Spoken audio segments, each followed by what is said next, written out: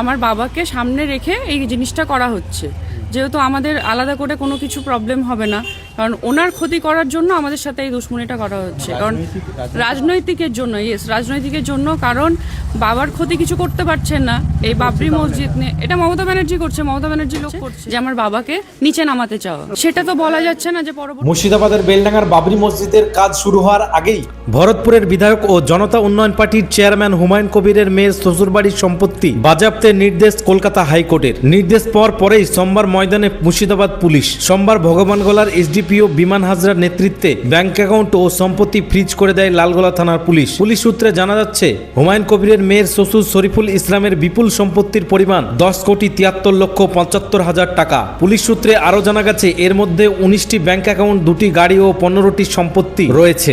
এদিন লালগোলায় 3টি জায়গায় অভিযান চলে পুলিশের। জায়গা ঘিরে দিয়ে মুর্শিদাবাদ পুলিশ জেলার তরফে কার্যত ফ্রিজিং অর্ডার আটকে দেওয়া হয়। উল্লেখ্য, মাদক মামলায় অভিযুক্ত হুমায়ুন কবিরের মেয়ের শ্বশুর শরীফুল ইসলাম ও তার ভাই মাদক মামলায় সম্পত্তি বাজেয়াপ্তর নির্দেশ পেয়ে সক্রিয় মুর্শিদাবাদ পুলিশ। মুর্শিদাবাদের 10টি জায়গায় সম্পত্তির হদিশ সহ লালগোলার 17টি জায়গায় হুমায়ুন কবিরের মেয়ের শ্বশুরের সম্পত্তি। এনডিপিএসপি মামলায় অভিযুক্ত সাসপেন্ডেড তৃণমূল বিধায়কের মেয়ের শ্বশুর।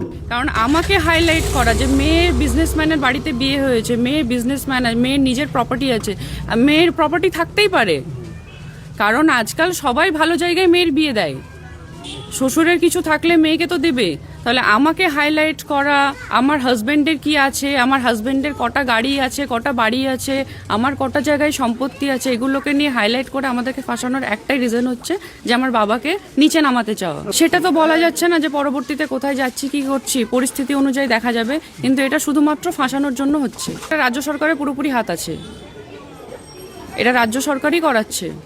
রাজনৈতিক চক্র এসে কদিন ফটো তুলে নিয়ে গেছে বাড়ির, জায়গা টায়গা মাপেছে, আমাদেরকে কোনো কিছু বলেনি, জাস্ট করেছে, আমরা সিসিটিভির মধ্যে দিয়ে দেখেছি। তারপরে হঠাৎ একদিন এসে পুলিশ নোটিশ দেয়, এটা আমরা ঠিক বুঝতে পারি না, তো বলে আমাদের লয়ারের সাথে কন্ট্যাক্ট করতে।